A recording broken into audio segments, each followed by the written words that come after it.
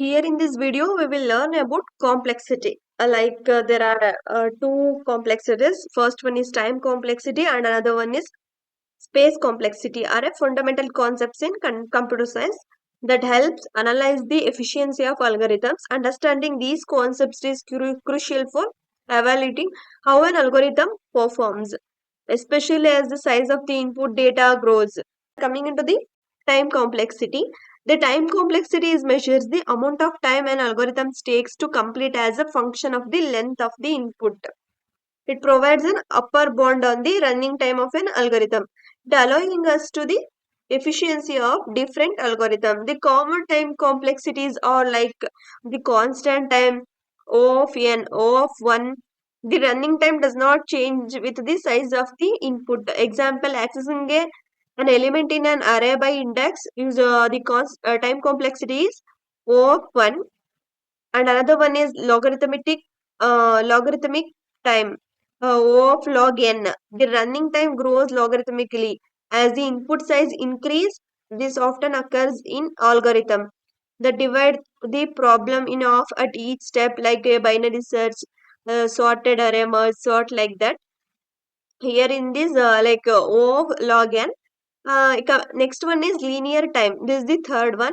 The linear time means O of n. The running time grows linearly with the input size, like finding the element in an unsorted array, like that.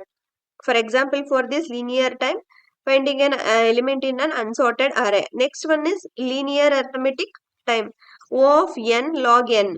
The running time grows in proportion to n log n.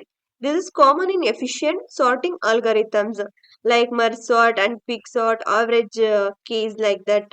Next one is quadratic time, O of n square. The running time grows quadratically with the input size. This often occurs in algorithms with the nested loops like bubble chart and selection sort. Next one is cubic time, O of n cube. The running times grows cubically with the input size. The algorithms that involve the three nested loops. Next one is exponential time, O of 2 exponent n. The running time doubles with each additional element in the input. This is often seen in algorithms that solve the problems by exploring all possible combinations.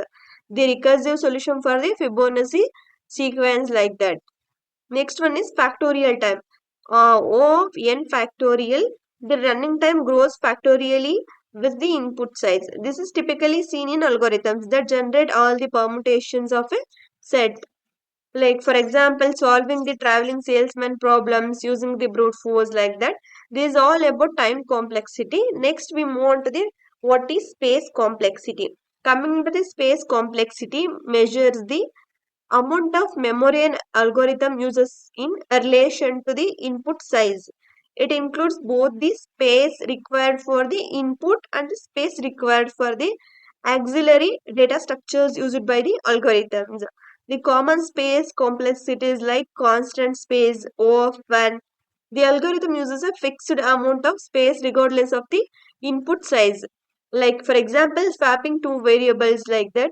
Another one is linear space, O of n. The space required grows linearly with the input size. Example, storing elements in an array or a list, like that. Next one is quadratic space, O of n cube. The space required grows quadratically with the input size. For example, creating a 2D array matrix to store the result of subproblems in dynamic program. This is all about time complexity and space complexity. Analyzing time and space complexity. When analyzing the time and space complexity of an algorithm, consider the following steps, like identify the basic operation, like determine the operation that significantly contribute to the running time, comparisons, assignment operations. Next one is the count the operation. Analyze how the number of operation grows with the input size. This often involves identifying a loops, recursive calls, and data structures usage, like that. Next one is use a big O notation. Express the complexity using a big O notation, which provides an upper bound on the growth rate of the algorithm. Next one is the consider worth worst, average, and best cases. Like analyze the algorithm performance in different scenarios. The worst case complexity is often the most important for understanding the performance.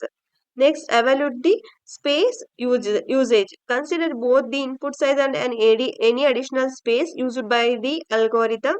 For example, recursion, temporary variables, or data structures like that. Understanding of the time and space complexity is essential for evaluating the efficiency of algorithm. By analyzing these complexities, you can make informed decision about which algorithm is to be used based on the constraints of your problem, such as the time limits, memory availability. This knowledge is particularly valuable in competitive programming and technical interviews. This is all about time and space complexity. In time complexity, like simple, you have to think of it's like a cooking. If you are making a meal for two people, right, it takes a certain amount of time. If you are cooking for 20 people, it will take a longer time. The more people or times items you have, the more time you need. This is the time complexity. Coming into the space complexity, like space complexity is about how much memory or space you need to complete tasks based on the number of items. Like imagine you are a packing box. If you have a 5 toys, you need one box. If you have a 50 toys, you need more boxes. The space complexity helps us understand how the amount of space needed grows as the number of toys or items increases. Like common terms like O of 1, O of n, O of n square, like that. These are all about time and space complexity.